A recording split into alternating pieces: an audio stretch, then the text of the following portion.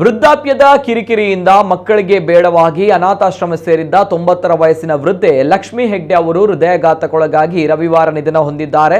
ವಿಚಿತ್ರ ಅಂದರೆ ಅವರಿಗೆ 7 ಮಕ್ಕಳಿದ್ರೂ ಕೂಡ ಅವರಲ್ಲಿ ಯಾರೂ ಪಾರ್ಥಿವ ಶರೀರದ ಅಂತಿಮ ಕಾರ್ಯಕ್ಕೆ ಆಗಮಿಸಿದ ಕಾರಣ ಅನಾಥಾಶ್ರಮದವರೇ ಅಂತ್ಯ ಸಂಸ್ಕಾರವನ್ನು ನೆರವೇರಿಸಿದಂತಹ ಘಟನೆ ವರದಿಯಾಗಿದೆ. ಉಪ್ಪಿನಂಗಡಿ ಬಳಿಯ ಇಳಂತಿಲದಲ್ಲಿ ಲಕ್ಷ್ಮಿ ಹೆಗ್ಡೆ ಸ್ವಂತ ಮನೆಯನ್ನು ಹೊಂದಿದ್ರು. ವೃದ್ಧಾಪ್ಯದಲ್ಲಿ ಮಕ್ಕಳಿಗೆ ಬೇಡವಾಗಿ ಅಸಹಾಯಕತೆಗೆ ಸಿಲುಕಿದ ಇವರು ನ್ಯಾಯ ಬಳಸಿ ಪೊಲೀಸ್ ಠಾಣೆಯ ಮೆಟ್ಟಿಲೇರಿದ್ರು.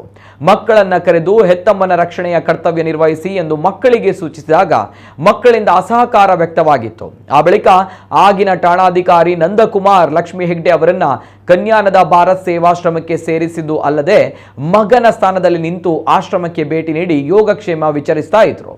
ಲಕ್ಷ್ಮಿ ಹೆಗ್ಡೆ ರವಿವಾರ ಹೃದಯಾಘಾತದಿಂದ ನಿಧನ ಹೊಂದಿದ ಬಳಿಕ ಶವದ ಅಂತಿಮ ವಿಧಿ ನೆರವೇರಿಸಲು ಸಂಬಂಧಿಕರ ದೂರವಾಣಿ ಸಂಖ್ಯೆಗೆ ಕರೆ ಮಾಡಿದಾಗ ಯಾವುದೇ ಸ್ಪಂದನೆ ದೊರೆಯಲಿಲ್ಲ.